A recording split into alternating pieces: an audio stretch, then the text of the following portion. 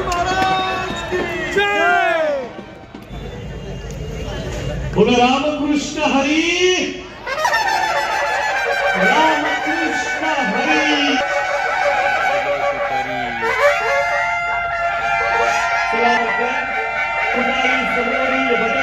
प्रचंड भूमकाने सुधारीचा आवाज तोच विचाराचा वारसा आंबेडकरांची चळवळ साकारात उभा राहू द्या।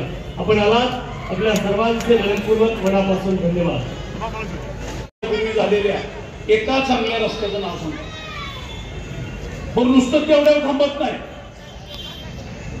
ती जी खर्च होणारे पैसे आहेत, त्या पैशात विकास कोणाचा होतोय ते दिसतंय। बाह्याची हवेली झाली, खाली देसायांची झाली, संपूर्ण तडवेळेनं प्लॉट असतात। धंदा करावा माणसाने, त्यांनी पैसे कमवावे, त्यांनी मोठं व्हावं। आणि ते अंबानी इतके मोठे झाले तरी आम्हाला मराठी माणसाचा काही द्वेष नाही, पण जो दिसतो पैसा, जी दिसती संपत्ती, जो दिसतो उन्माद, तो आमच्या लुटीतून आहे, आमच्या पोराबाळांच्या भविष्यातला आहे, आमच्या शहराच्या विकास कामातला आहे। हे जेव्हा जाणवतं तेव्हा त्याला विरोध करणं भाग आहे। पण कामाची यांची पद्धत कशी आहे, 55 कोटीचं टेंडर असं गंमतशीर काढतात। रस्त्याचं टेंडर काढायचं, त्याला कोणी पात्र ठरेल भाड्याकडे मशिनरी आणून, मग त्यात एक लाईटचा पोल काढायचा, एक 10 तोलाचं काम काढायचं। आता रस्त्याचा सिव्हिल वर्कचा ठेकेदार लाईटचा टेंडरवाला नसतो, लाईटचा टेंडरवाला ह्यांचा ठेकेदार नसतो, आणि मग ती ठराविक 2-3 लोकांना कामं ती 9-10% अभावतात, म्हणजे कुठली स्पर्धा होऊ द्यायची नाही। सुशिक्षित बेरोजगाराला मला एक सांगा, एकेका बेरोजगाराला 50 लाखाचं काम द्यावं साधारणतः वर्षात, की महाराष्ट्र शासनाचं धोरण थकबाकी राहिली। जे चालूचं काम आहे, चालूचं पेमेंट केलं पाहिजे, तेही केलेलं नाही। 25% पाणी कपात नगरपालिकेचं निवडणूक झाली की सातारकरांच्या मागे। आणि समजा तुम्ही विरोधकांना सत्तेवर दिले की महाराष्ट्र शासनाकडून येणारे पैसे पहिले ते 64 कोटी तिकडे भरले जातील अनुदानात, आणि विकास कामाला पैसे शिल्लक। अत्यंत दुरावस्था करून ठेवले। कसलाही विरोध न करणारे ठेकेदारांच्या टोळीतले लुटमारीतले साथीदार असे अनेक आहेत।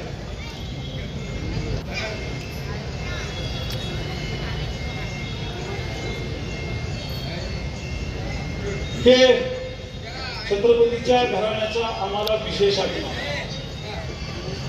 जगाच्या पाठीवर कुठेही गेले तरी आम्ही सातारकर अभिमानाने सांगतो, सातारा छत्रपतींची ओळख म्हणून सांगतो।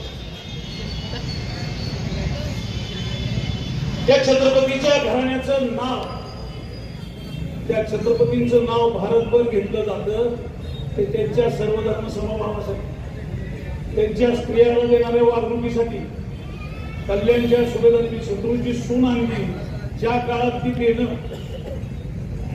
ही प्रथा परंपरा होती, तिला ठेवून घेणं ही प्रथा परंपरा होती। त्या काळात तिला आईचा दर्जा देऊन तिच्या म्हणजे साडी चोळी भरून पाठवणी करणाऱ्या छत्रपतीच्या आम्ही वंशज आहोत। तुम्ही तर थेट वंशज आहात।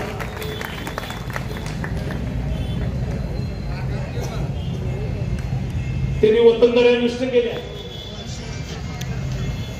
रयतेच्या काडीलाही कोशिश लावू नका म्हणणारा राजा, ज्याच्या शिकवणुकीनंतर त्याच्या मागणं 100 वर्षानं इब्राहिम खान गार्दी पानिपतावर शहीद झाला, जो सुटावा म्हणून आग्र्याला मदारी मेहतर, त्यांच्या जागी हिरोजींदरकर त्यांच्या जागी त्याचे पाय चपत मदारी मेहतर बसला। आज त्या राजाचा, लोककल्याणाचा, सर्वधर्म समभावाचा, महिला सन्मानाचा वारसा हे सांगत आहेत। नसलेली मुसलमानांची लढाई पुढे केली जाते। अकबरानं 20,000 माणसं मारली म्हणून सांगितली जातात। अरे अकबर 10,000 मोगल घेऊन आला होता, त्यानं सरकार चालवलं तुमच्या जीवावर, बिरबलापासून तानसेनापर्यंत आणि मिर्झा राजा जयसिंगापासून राजा मानसिंगापर्यंत त्याच्या दरबारातले सरदार गरजदार होते कोण? आजही अकबराचा सेनापती असणाऱ्या राणा प्रताप बरोबर लढणारे मानसिंगाचे वंशज 1947 पर्यंत ती सत्तेवर होते आणि आजही राजस्थान असू नये तर केंद्रीय मंत्रिमंडळ असू दे सत्तेत होते. ब्रिटिशांना साथ देणारे शिंदे होळकर गायकवाड हे बांधवांना चुकीचं नेरेटिव्ह पसरवतं. आज यांच्याकडे विकास कामावर बोलण्यासारखं नाही, आज यांच्यावर चांगल्या गोष्टीवर बोलण्यासारखं नाही. त्यांच्याकडे आहे ते हिंदू मुसलमान. मला एक सांगा, महाभारत झाला आणि 18 तुम्हाला हे जाणीव करत्या तुमच्या गुरमीनं तुम्हाला नगराध्यक्ष पद चालवणारा माणूस पाहिजे. काय आलाय रे, काय काम आहे रे, हे बघ त्याचं हे बोलणारा पाहिजे. कारण जनतेला तुम्ही गुलाम समजता. काल तुम्ही एका ठिकाणी म्हणला की तुम्ही विरोधी उमेदवाराला मदत करता, भाजपच्या विरोधी मतदान करताय, वेडे चाळे करू नका. बघा, भाजपच्या विरोधी मतदान करताय, वेडे चाळे करू नका. 98 साली पोटनिवडणुकीला उदयनराजे भाजपच्या चिन्ह होते, तेव्हा शवेंद्रराजे तुम्ही विरोध केला होता का टाळ्या वाजवल्या होत्या? 2099ला तुम्ही उदयनराजेंना विरोध केला, ते भाजपमध्ये होते, तेव्हा काय? 2004ला उदयनराजे भाजपमधनं आमदारकीला लढले, विरोध केला, त्याचं काय? 2009ला नरेंद्र पाटील भाजपमधनं लढला तुमच्या विरुद्ध, त्यावेळेला भाजपला विरोध केला, त्याचं काय? मग हे सर्व वेळेचाळी झाली, हे तुम्ही 7-8 वेळा केले. एकदा माणसांना 1 वेळा करू द्या.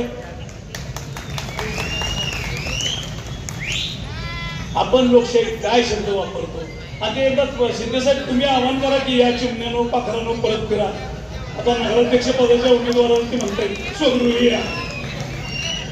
तुम्ही काय भाजपमध्ये जन्माला आलाय? दीनदयाळ उपाध्याय ह्याला आले होते बारशाला आणि श्यामाप्रसाद मुखर्जींनी नामकरण केलं. हा काय तुमचं हे काय? काहीही बोलतात, लोकांना मूर्ख समजतात. यशवंतरावजी चव्हाण यांच्या प्रतिमेस अभिवादन करून साताऱ्याच्या निवडणुकीचं नेतृत्व ज्यांनी हातामध्ये घेतलेले आहे असे आमचे राष्ट्रवादीचे पवार, पार्थ भोगळेजी, नरेंद्र पाटीलजी, विवेकानंद बाबर, अर्चना देशमुख, सुनीताताई जाधव, सुषमा राजगोरपडे, तेजस्विनी केसरकर, नरेश देसाई, सुवर्णाताईंचं भाषण ऐकलं सांगण्यासाठी सातारकरांकडून आला होता. भारताचं संविधान जर वाचवायचं सातारा जिल्ह्यातला इतिहास घडवणाऱ्या या गांधी मैदानावर छत्रपती शिवाजी महाराजांना डॉक्टर बाबासाहेब आज सातारा जिल्ह्यातल्या सातारा नगरीच्या परिवर्तनाच्या सभेला उपस्थित असलेले